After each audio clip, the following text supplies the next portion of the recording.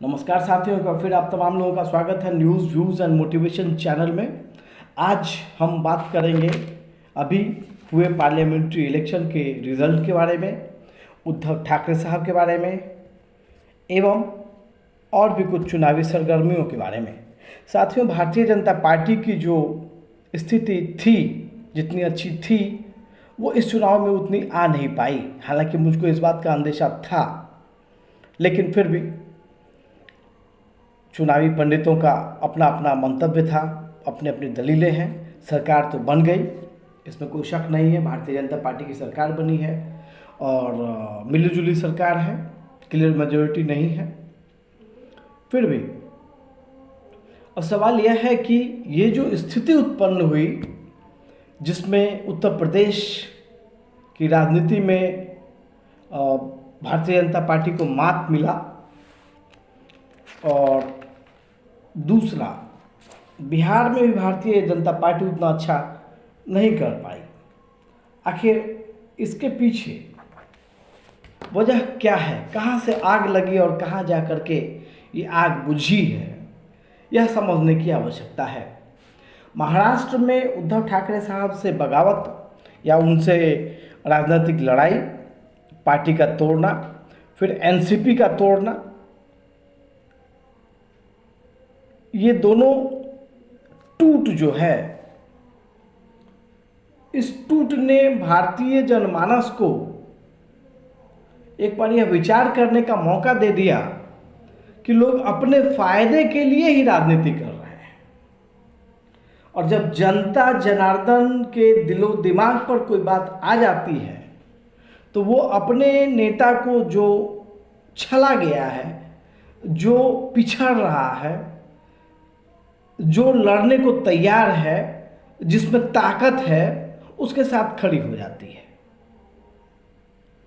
एक मायने में अगर अजित पवार साहब को देखा जाए तो वो कम ताकतवर नहीं है, लेकिन चूंकि उन्होंने वंशघात किया, अपने चाचा को धोखा दिया,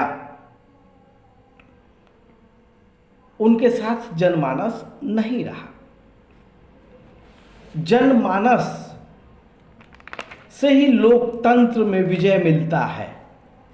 जनमानस यदि आपके साथ नहीं है तो राजनीति में आपका पराभव अवश्यंभावी हो जाता है। रही बात मोदी साहब की या भारतीय जनता पार्टी के विजय रथ को रोकने का काम, एक प्रकार से जो हवा बनी, उसमें उद्धव ठाकरे साहब का या उनके साथ किए गए विश्वासघात का बहुत बड़ा योगदान है। एक तरफ तो कोई व्यक्ति पार्टी तोड़कर आपके पास आ रहा है, सबसे पहले तो उसने विश्वासघात किया। किस वजह से किया? सत्ता पाने के लिए किया। तो जनता ने देखा कि वजह क्या है, कोई क्यों किसी को छोड़ रहा है और कोई क्यों किसी दूसरे व्यक्ति की राजनीतिक हत्या में लगा हुआ है, और यहीं से सिंपैथी स्टार्ट हो जाती है। उद्धव ठाकरे साहब में ताकत थी, उन्होंने इस परिस्थिति का सामना किया। उनके बेटे आदित्य ठाकरे ने भी मुस्कुरा करके इस परिस्थिति को झेला और वातावरण को अपने पक्ष में किया और लीड किया। जहां तक राजनीतिक पंडितों का और अनुभवी लोगों का मानना था कि उद्धव ठाकरे उतना अच्छा नहीं कर पाएंगे, क्योंकि उनका संगठन टूट गया, उनके लोकप्रिय नेता चले गए। जबकि सच्चाई यह नहीं है। तो लोकप्रियता चुनाव के रिजल्ट से नजर आ गया। अगर ऐसी बात थी तो उद्धव ठाकरे साहब के पास दो सीट खुलता, उनका दो ही खाता खुलता। लेकिन अच्छा प्रदर्शन उन्होंने किया है, और इस जीत हार से उतना मतलब नहीं है। मतलब यह है कि किस प्रकार से उन्होंने इस सिचुएशन को हैंडल किया। उसी तरीके से एनसीपी में एक तरफ सुप्रिया सुले थी या है, एक तरफ वृद्ध अजित पवार साहब हैं और दूसरी तरफ शरद पवार साहब है और दूसरी तरफ अजित पवार साहब है। अजित पवार में भी एनर्जी की कमी नहीं है, काफ़ी यंग है शरद पवार साहब के मुकाबले, लेकिन जनता ने उनको भी नकार दिया या वो सम्मान नहीं दिया जो सम्मान उनको पहले दिया गया था। अब जिन लोगों ने उद्धव ठाकरे साहब से बगावत की, गद्दारी की वजह तो सत्ता ही थी भाई, और कोई व्यक्तिगत वजह तो थी नहीं, और इसको भुनाने में लग गया Bharatiya Janata party. We did this, हमने उनकी पार्टी को तोड़ दिया। देवेंद्र फडणवीस साहब ने एक शायरी कही थी कि मेरा पानी घटता देख समुद्र के किनारे, घर मत बना लेना, मैं समुंदर हूं, मैं लौट कर आऊंगा। जनाब, इसको लौट कर आना नहीं कहते, यह अच्छी राजनीति नहीं की गई, यह बुरी राजनीति हुई। This has given negative impact, और यही इम्पैक्ट बढ़ते बढ़ते बढ़ते चारों तरफ फैल गया। आपकी राजनीति का स्तर इतना घट गया कि आपने राज ठाकरे को टिकट दे दिया, उस राज ठाकरे को जिसने हजारों बिहारियों को बेघर कर दिया था, जिसने हजारों उत्तर प्रदेश के लोगों को पलायन के लिए मजबूर कर दिया था, डिस्टर्ब कर दिया था, उनके परिवारों को उजाड़ दिया था। वजह तो उद्धव और राज ठाकरे ही थे। उनका महाराष्ट्र प्रेम है और दूसरे लोगों को प्रेम नहीं है महाराष्ट्र। वो होते कौन है यह बात बोलने वाले कि आप अपने राज्य में जाइए, वहां पर काम कीजिए? क्यों, ये आपका राज्य है, दूसरे का नहीं है। महाराष्ट्र के लोग बिहार में नहीं आते क्या? जिसको जहां इच्छा होगी वहां जाएगा, काम करेगा, पूरा हिंदुस्तान अपना है। आप में यदि दम है तो आप बिहार आइए, बिहार में आकर फैक्ट्री लगाइए, कुछ प्रोडक्टिव काम करिए, आइए हमारी राजनीतिक लड़ाई लड़िए। इतना दम आप में नहीं है, कैरों की भांति आप सिर्फ और सिर्फ वोट बैंक की राजनीति करते हैं।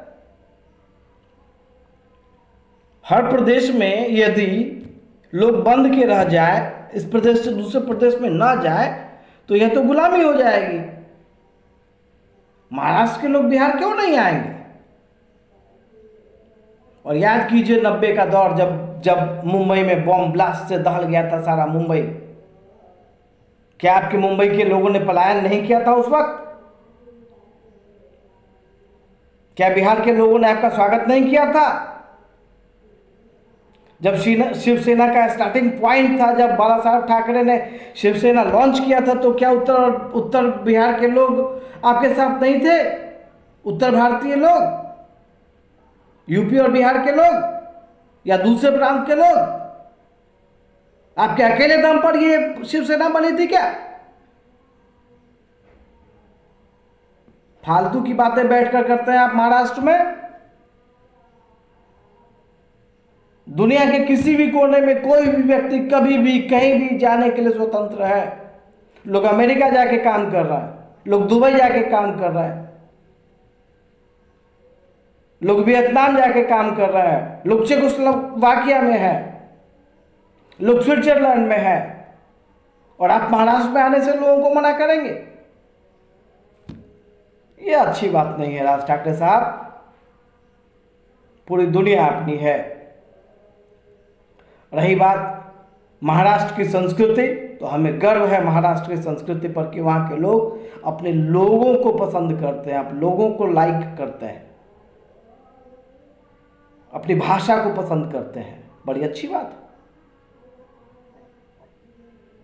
हम लोग भी इस चीज़ को सीखना चाहते हैं, हम भी आपकी भाषा को जानना चाहते हैं। दिक्कत क्या है?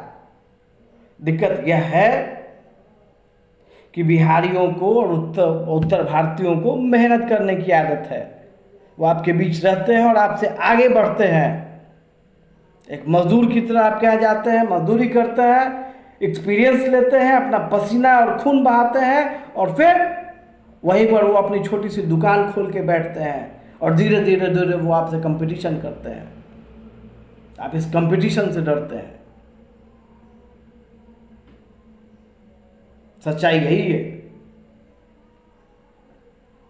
उत्तर भारतीयों से पंगा लेने का अंजाम है यह भारतीय जनता पार्टी की दुर्गति। भारतीय जनता पार्टी को राज ठाकरे को एंट्री देने से पहले एक बार जरूर सोचना चाहिए था अमित शाह जी को। यूपी और बिहार के लोगों को टेकन फॉर ग्रांटेड नहीं लेना चाहिए। इनके सेंटिमेंट का हमेशा ख्याल रखना ही पड़ेगा, नहीं तो अर्श से फर्श पर लाने में वक्त नहीं लगता। जब जब बिहार के लोगों ने अंगड़ाई ली है तब तब देश में परिवर्तन हुआ है। महात्मा गांधी भी यहीं आकर महात्मा गांधी हुए थे। आज जो जैन धर्म और बौद्ध धर्म पूरी दुनिया में घूम रहा है वो यहीं की देन है। आप बिहार और उत्तर प्रदेश के लोगों को अपमानित करने का काम ना करें, अच्छा यही रहेगा। हमें राष्ट्र को आगे बढ़ाने वाली पार्टी चाहिए। हमें हमारा आत्मसम्मान बढ़ाने वाली पार्टी चाहिए। हमें चाहिए हमारी संस्कृति को बचाने वाला पार्टी। और हमारी संस्कृति है मानवता, मानवतावाद और हिंदुत्व। जिसमें मानवतावाद नहीं, न वो हिंदू है, न वो मुसलमान है, न वो क्रिश्चियन है, न वो ईसाई है, वो कुछ नहीं है।